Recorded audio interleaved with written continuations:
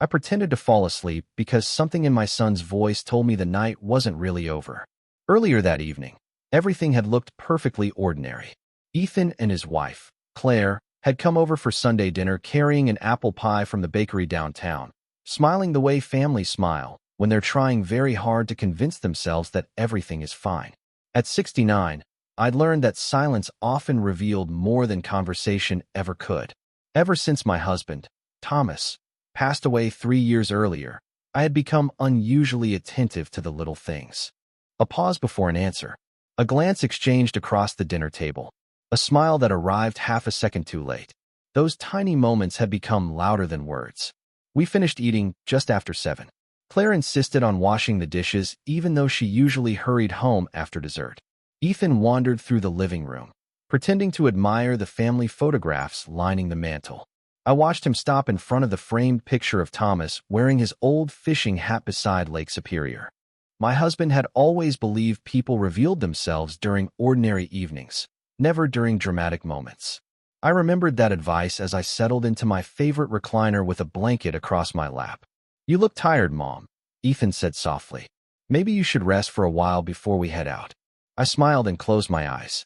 Maybe I will.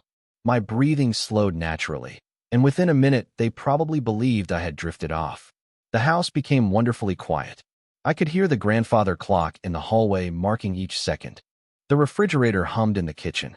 Somewhere outside, wind brushed against the maple tree Thomas had planted the year our son was born.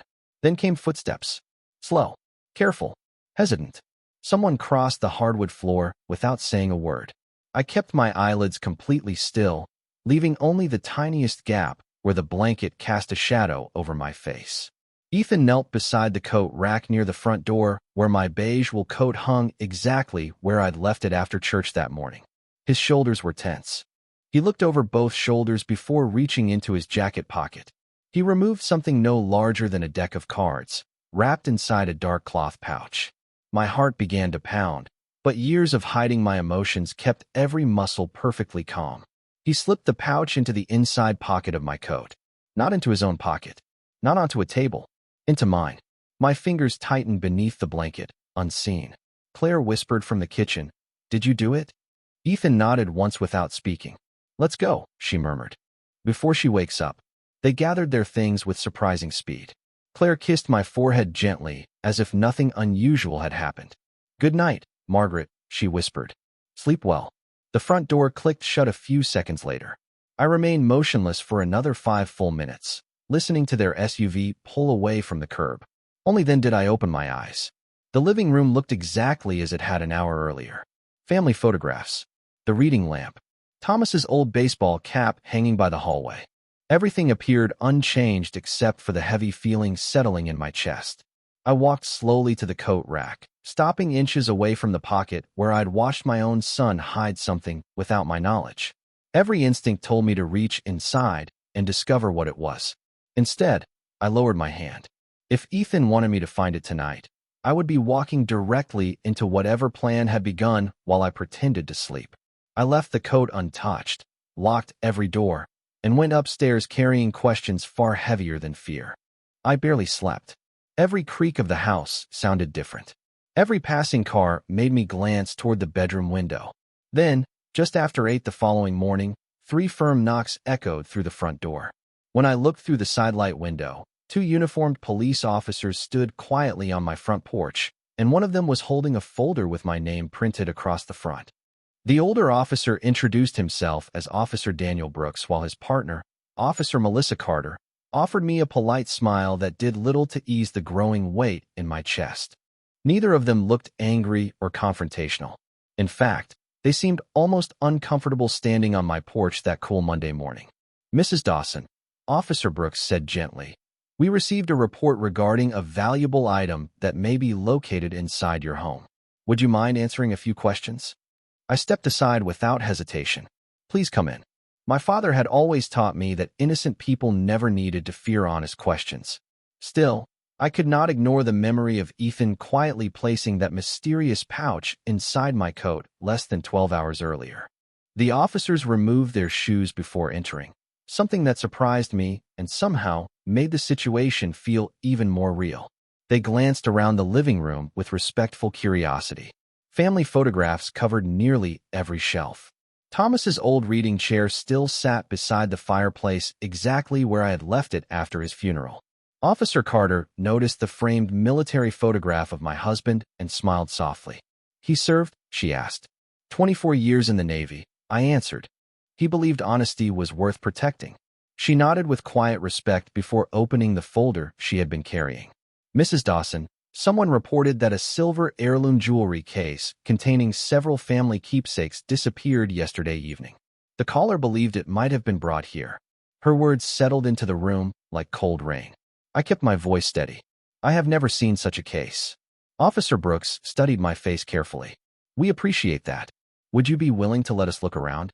You have every right to decline, but cooperation often helps clear up misunderstandings quickly." I remembered the coat hanging in the hallway only a few feet away. Every instinct urged me to explain everything immediately, to tell them what I had witnessed the previous evening. Instead, another thought stopped me. If I revealed that I had seen Ethan place something there, the officers would naturally ask why I had waited until now to mention it. More importantly, if someone had carefully planned this situation, exposing my knowledge too soon might destroy the only chance I had to understand the full truth. "Of course," I replied calmly. "You may look wherever you need." They began with the living room, opening cabinets only after asking permission. They moved methodically through the dining room and kitchen, treating every belonging with care.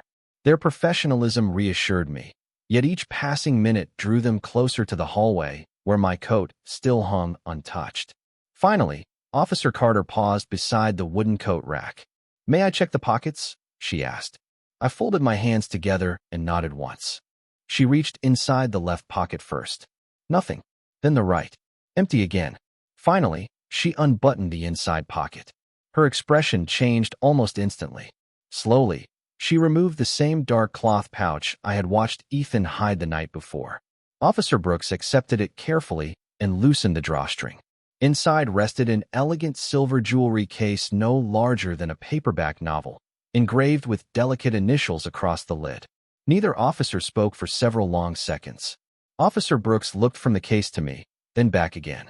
"Mrs. Dawson," he said quietly, "have you ever seen this before?" I met his eyes without looking away. Not until this very moment. It was the truth, although not the entire truth. He watched me for another moment, as though weighing every word I had spoken. Officer Carter did not reach for handcuffs or raise her voice. Instead, she looked genuinely puzzled. "This is unusual," she admitted.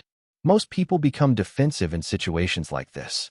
I gave a faint smile that even surprised me. "After 69 years, officer, I have learned that panic rarely improves the truth." Something softened in her expression. Before either officer could continue, the front doorbell rang once more. Through the window, I recognized Ethan's dark blue sport utility vehicle slowly pulling into my driveway. Ethan stepped through the doorway carrying the same concerned expression any loving son might wear after hearing that police officers were visiting his mother. If I had not watched him the night before, I might have believed every word written across his face. "Mom, what is going on?" he asked as his eyes moved quickly from me to the officers and finally to the silver jewelry case resting on my dining room table. It happened so quickly that most people would have missed it, but I saw the brief flash of recognition before surprise replaced it. Officer Brooks introduced himself and explained why they were there. Ethan listened without interrupting, occasionally shaking his head as though the entire situation made no sense to him. "That cannot be right," he finally said. "My mother would never take anything that belongs to someone else." I appreciated those words more than he could have imagined, yet something about the timing made them feel rehearsed. Claire arrived only a minute later, walking through the front door with hurried steps and wide eyes. She wrapped one arm around Ethan before looking at me. "Margaret, are you all right?" she asked softly. Her voice sounded warm, almost comforting, but she never looked directly at the jewelry case. Instead, her attention stayed on the officers, carefully measuring every reaction they displayed. Officer Carter asked both of them whether they had visited my home the previous evening. Ethan answered immediately. "Yes, we had dinner together. We left around 8:30.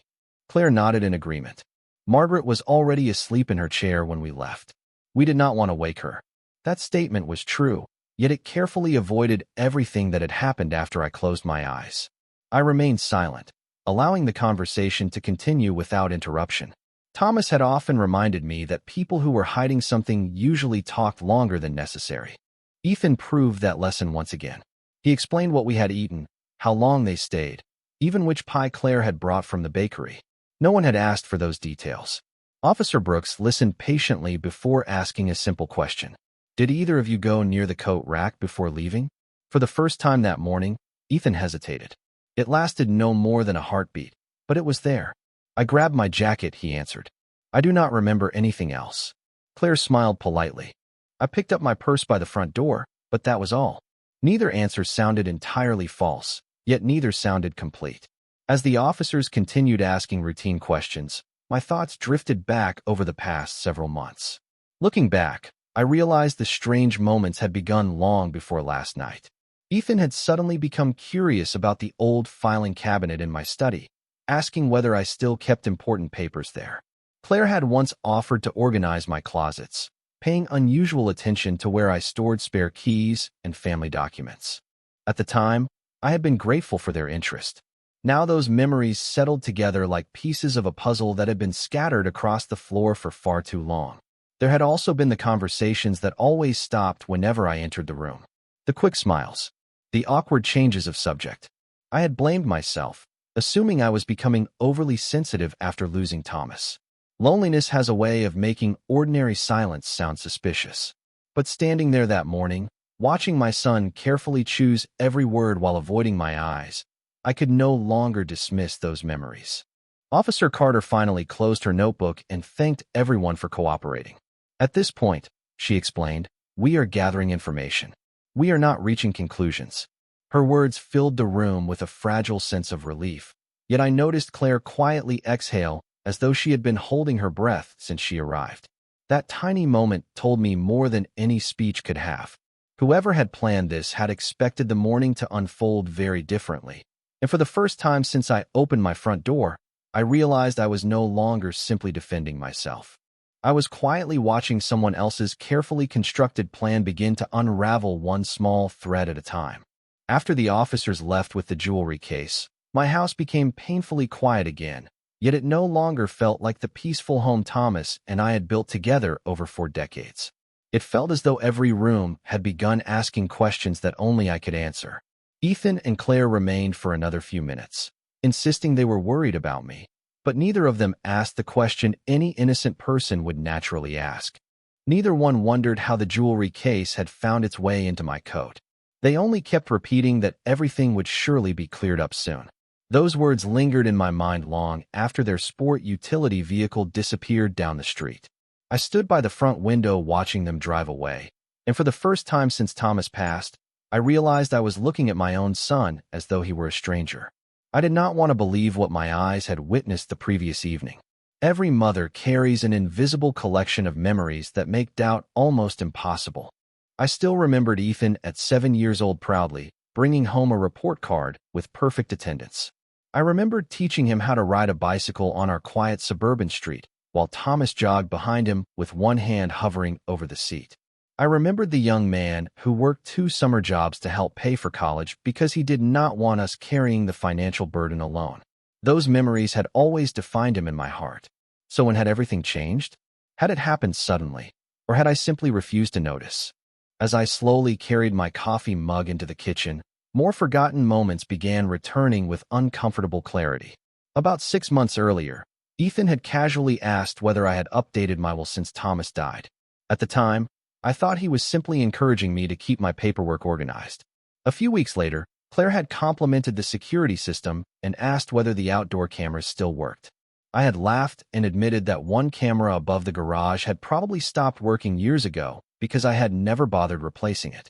Claire had smiled politely before changing the subject almost immediately. Then there had been the afternoon when Ethan volunteered to clean out the garage for me. He insisted I sit inside while he sorted through old boxes. When I thanked him afterward, I noticed several shelves had been rearranged. He explained that he was simply making more room, and I accepted that explanation without another thought. Looking back now, every one of those ordinary conversations seemed to carry a second meaning hidden beneath polite smiles. I walked into Thomas's old study and sat behind the oak desk where he had spent countless evenings balancing household accounts. His framed photograph rested beside the lamp, his familiar smile unchanged by time. I often found myself talking to that photograph whenever life became difficult. "You always told me to pay attention to actions instead of promises," I whispered. "I wish you were here to tell me what I am missing." My eyes wandered across the shelves until they settled on a small leather notebook Thomas had kept during his retirement. Inside, he had written reminders, financial notes, and occasional thoughts about family. One sentence near the back of the notebook caught my attention immediately. It read, "If something feels carefully arranged, it probably did not happen by accident." I closed the notebook slowly. Thomas had spent most of his military career investigating problems that other people dismissed as coincidence. He trusted evidence more than assumptions. Sitting there alone, I realized I needed to do the same. I could not confront Ethan without understanding the entire picture. I could not accuse Claire based only on suspicion, no matter how strong that suspicion had become. Whoever planned this had counted on confusion and emotion. Instead, I would rely on patience. Before leaving the study, I remembered something else that neither Ethan nor Claire seemed to recall. Above the garage, the old security camera had stopped sending notifications years earlier, but I had never actually disconnected it from the digital recorder in the basement. I had simply forgotten it existed. Suddenly, for the first time since the police knocked on my door that morning, I felt something stronger than fear. I felt the quiet possibility that the truth had been watching all along.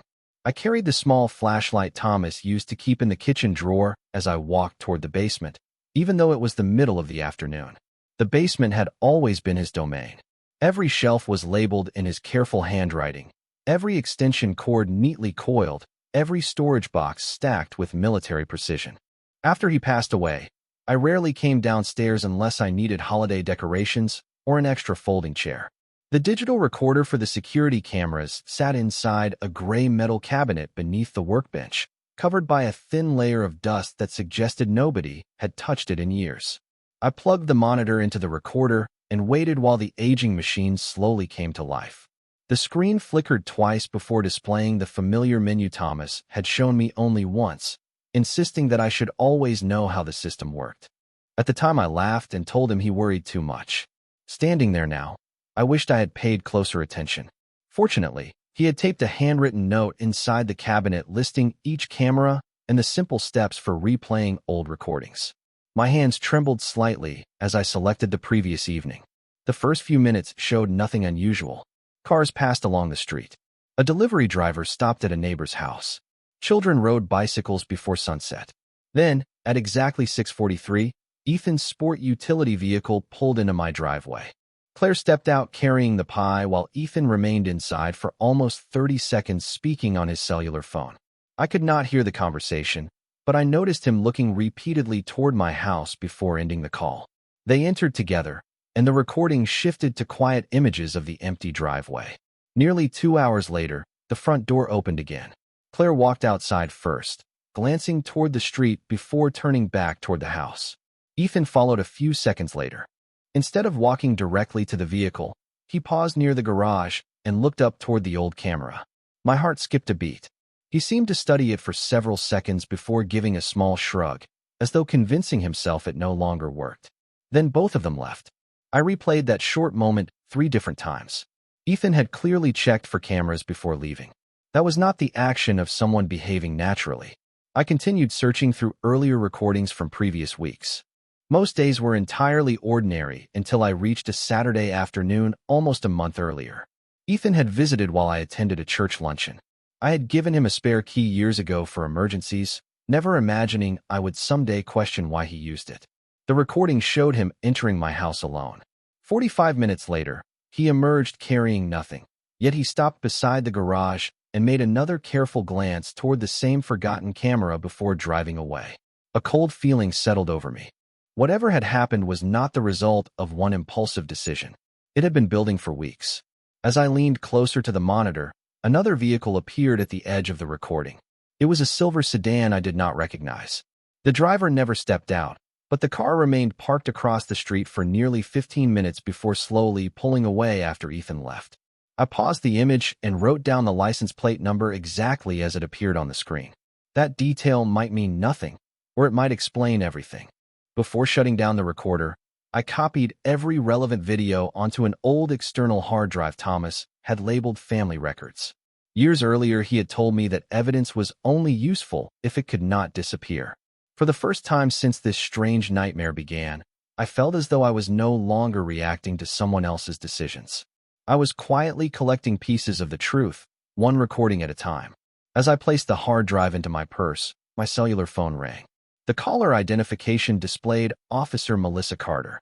The moment I answered, her calm voice carried an unexpected question. "Mrs. Dawson," she said, "there is something about the anonymous report that does not make sense. Would you be willing to meet me before anyone else learns what we found?" Officer Melissa Carter suggested we meet at a small coffee shop 2 miles from my neighborhood, instead of continuing the conversation over the telephone. Her request immediately told me this was no longer a routine follow-up. I arrived 10 minutes early carrying the external hard drive inside my handbag, wrapped carefully in one of Thomas's old handkerchiefs. Officer Carter entered wearing plain clothes rather than her uniform, making her look less like an investigator and more like a neighbor stopping for afternoon coffee. After ordering tea, she sat across from me and lowered her voice. "Mrs. Dawson, I wanted to speak privately because something about the anonymous report has been bothering me since yesterday." She opened a folder containing several printed pages. "The caller claimed the jewelry case would be inside your coat before anyone had officially searched your home." I looked at her without interrupting. "That is unusually specific," I replied. She nodded. "Exactly. Most anonymous tips describe a person or a location. This caller described the exact pocket where we would supposedly find the item." A long silence settled between us. Finally, I reached into my handbag and placed the external hard drive on the table. "I believe you should see something before drawing any conclusions." Officer Carter accepted it carefully. I explained about the forgotten security camera above the garage and the recordings I had reviewed that morning. She listened without speaking, though I noticed her expression grow increasingly serious when I described Ethan looking directly toward the camera before leaving my property. "You have not shown this to anyone else?" she asked. "No," I answered. "Not even my son." She leaned back slowly. That was the right decision. Later that afternoon, we watched the recordings together in a secure interview room at the police station. Officer Brooks joined us halfway through the review. Neither officer interrupted while the video played. They watched Ethan remain inside his vehicle, making the mysterious telephone call. They watched him pause beneath the garage camera before leaving. They replayed those moments several times, paying attention to details I had overlooked. Officer Brooks eventually paused the recording at the image of the silver sedan parked across the street. "Did you recognize this vehicle?" he asked. "Never," I answered. He enlarged the license plate until every number became clear. Without saying anything, he entered the information into his computer. Within seconds, his eyebrows lifted slightly. He exchanged a quiet glance with Officer Carter before turning the monitor away from me. "Mrs. Dawson, I cannot discuss everything while we are still verifying information, but I can tell you that this vehicle belongs to a private investigation company." That answer surprised me more than anything else I had heard. "A private investigator?" I asked. "Why would one be parked outside my home?" Officer Carter folded her hands together. "That is exactly what we intend to find out." The room became quiet again. I thought about Ethan standing in my driveway, checking whether the camera still worked. I thought about Claire asking months earlier if the security system was active. None of those moments seemed accidental anymore. They felt connected by a plan I still could not fully understand. Before I left the station, Officer Carter stopped me near the entrance. "Mrs. Dawson," she said gently, "until we know more, I would recommend acting as though nothing has changed. If someone believes their plan is still working, they are more likely to make another mistake." Her advice reminded me so much of Thomas that I almost smiled.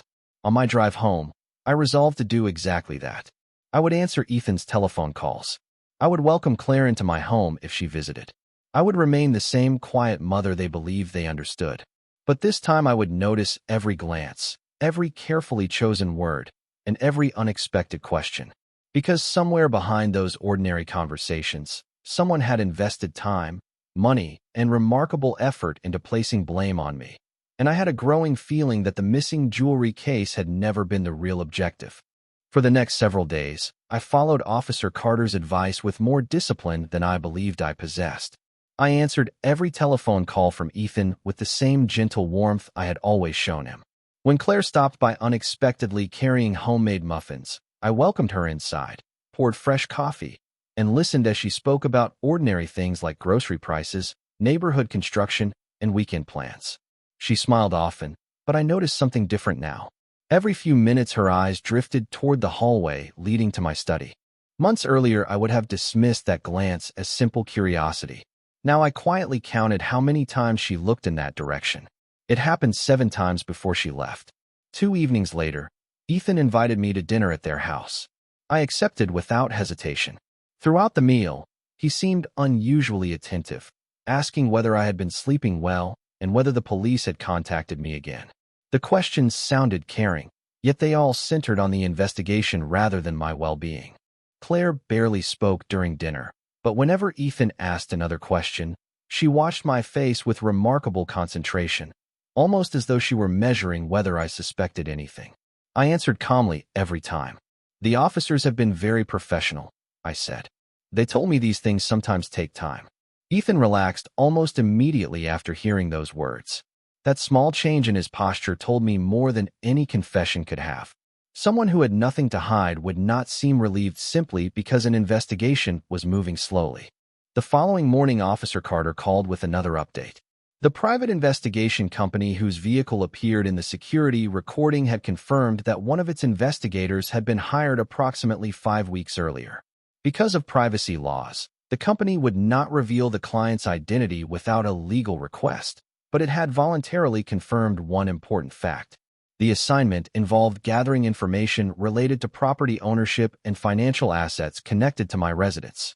My heart became unexpectedly calm. The missing jewelry case had never been the true objective. It was merely a distraction. Someone had been studying my home, my routines, and my property long before the anonymous report was made. Later that afternoon, I sat in Thomas's study reviewing old financial folders. Hidden inside a blue binder labeled estate planning was a document I had not opened since shortly after his funeral. It summarized the family trust we had established years earlier. As I read each page carefully, one paragraph immediately caught my attention. If I became legally unable to manage my financial affairs because of criminal conviction, fraud, or court-appointed incapacity, temporary authority over certain trust decisions could pass to the designated successor trustee until the matter was resolved. I stared at the final line for several long moments before reading the name written beneath it. Ethan Dawson. Suddenly, every scattered piece began moving toward the same picture. If I had been publicly accused of possessing stolen property, even by mistake, questions about my judgment and reliability could have followed. Legal complications alone might have delayed or altered decisions regarding the trust. Whether that had been the intended outcome or merely part of a larger strategy, I still did not know. But for the first time, I understood why someone might invest so much effort into placing suspicion on me instead of simply asking about my finances directly. That evening, I received another unexpected visitor. My longtime neighbor, Harold Benson, knocked on my door holding a small package that had been delivered to his porch by mistake.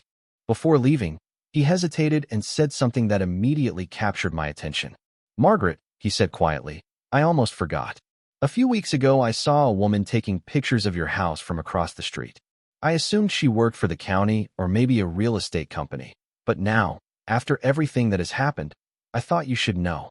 I thanked him warmly and closed the door. Standing alone in the hallway, I realized the circle around my life had been growing tighter for weeks, perhaps even months. Whoever had planned this had been patient. Fortunately for me, patience was one lesson Thomas had spent a lifetime teaching me, and now it was finally becoming my greatest advantage.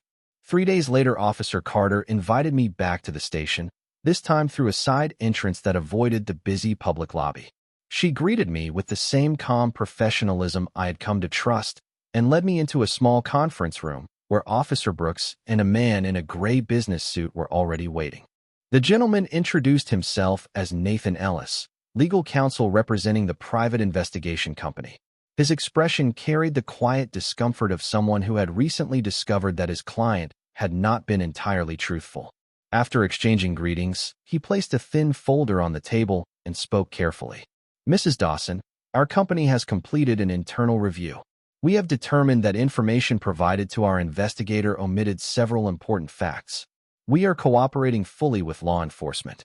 He slid a document across the table. It contained copies of invoices, appointment records, and a signed service agreement. One detail immediately caught my attention. The contract had not been signed by Ethan. It had been signed by Claire. Officer Carter watched me read each page before saying, "We also obtained a court order allowing us to review the anonymous telephone report in greater detail. The call originated from a prepaid cellular telephone purchased with cash. However, surveillance footage from the store clearly showed who bought it." She turned a monitor toward me. The image was grainy but unmistakable. Claire stood at the checkout counter wearing a baseball cap and sunglasses, yet there was no doubt it was her. She paid in cash, accepted the small package, and left the store less than 30 minutes before the anonymous report was placed. My first reaction was not anger. It was sadness. I remembered welcoming Claire into our family on her wedding day. I remembered helping paint the nursery before my grandson, who sadly was never born after a heartbreaking pregnancy loss several years earlier. I remembered every Thanksgiving dinner, every Christmas morning, every birthday cake. Looking at the photograph on the monitor, I wondered at what point trust had quietly become calculation. Officer Brooks spoke gently. "There is one more thing you should know."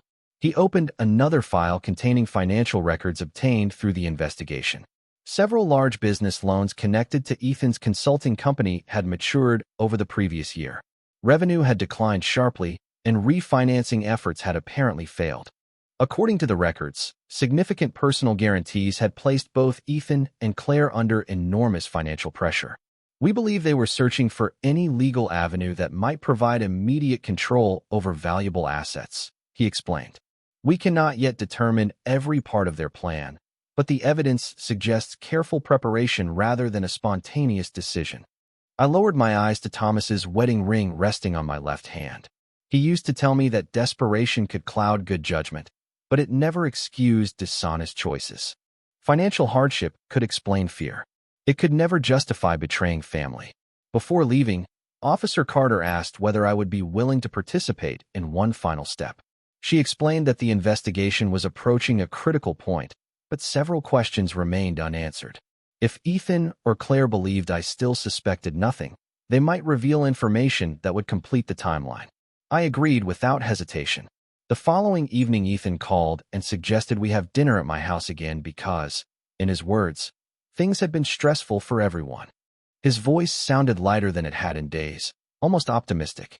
I accepted the invitation warmly, thanked him for thinking about me, and even offered to prepare his favorite pot roast.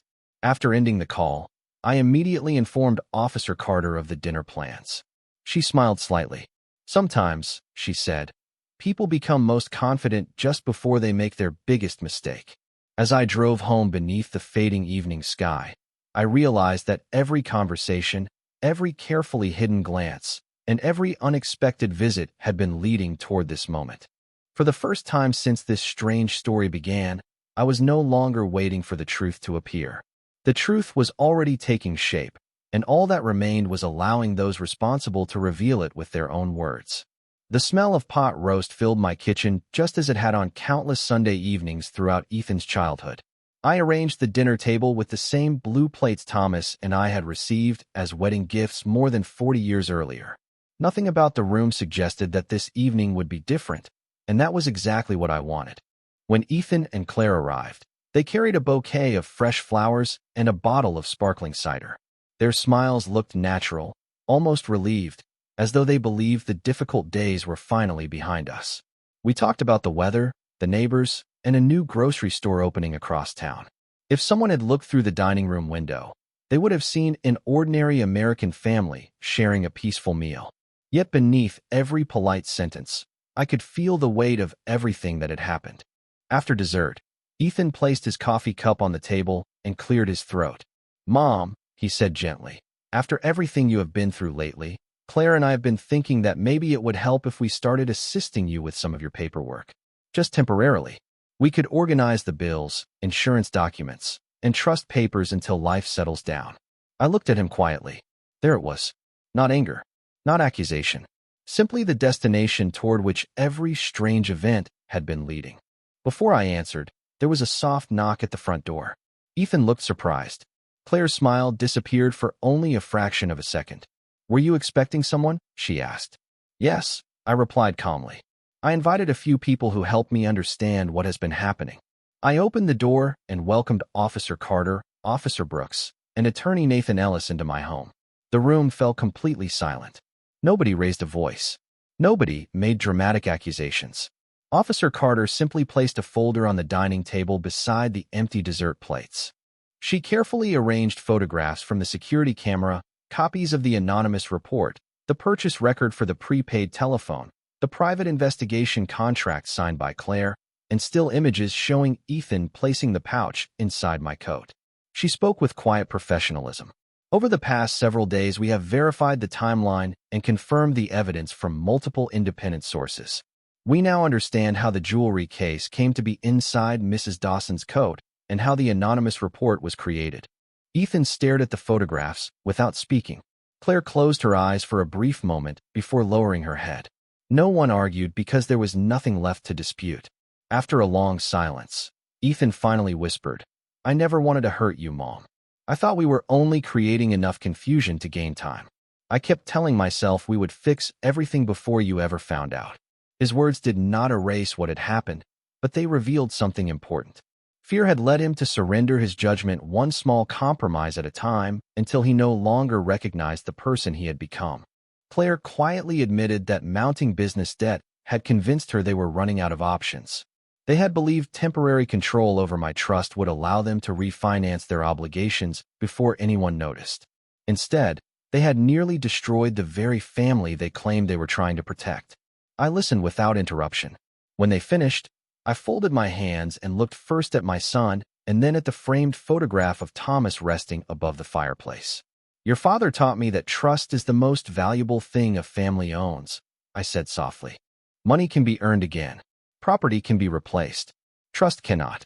Officer Carter explained that the investigation would proceed according to the law and that the evidence would be handled through the proper legal process. She thanked me for my patience and for preserving the recordings that allowed the truth to emerge without speculation. After everyone left, the house became quiet once more. I walked to the front porch as the evening sun settled behind the maple tree Thomas had planted decades earlier. The breeze felt lighter than it had in weeks. I did not celebrate. There was nothing joyful about watching a family break under the weight of fear and poor choices. But I also understood something that brought me peace. Remaining calm had protected me when panic would have failed. Paying attention had revealed what anger never could. That night, for the first time since I pretended to be asleep in my favorite chair, I closed my eyes without wondering what hidden plan might be waiting for me in the morning, because the truth had finally found its way home.